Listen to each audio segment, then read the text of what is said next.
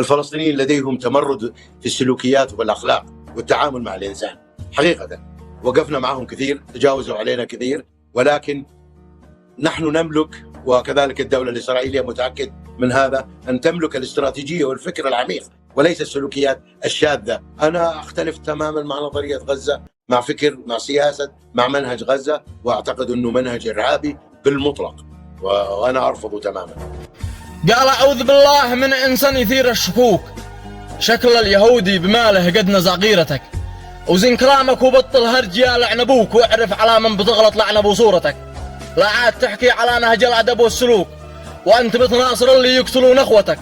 أكيد حين كنت جاهل كان يتربصوك، وأفقدوك الرجولة وأفقدوك نخوتك. أبناء غزة هم أخوتنا، ولو ما عجبوك يا ذي بتعجب بإسرائيل في كلمتك. إذا الدفاع هو جريمة كما فهموك، حذاقتك يا عديم الفهم قد خانتك. المعتدين هم بني إسرائيل ذي غيروك، والأرض أرض الفلسطيني وثبت يدك. شكل اليهود الذي ربوك وذي علموك، لا ما قدك تعتبرهم في الحياة قدوتك. ودام ان اليهود من أكلهم أكلوك، أكيد ما عاد في قيرة على حرمتك. إن كان واللي معك الآن ما أدبوك، بأدبك بالجواب وأعرفك قيمتك.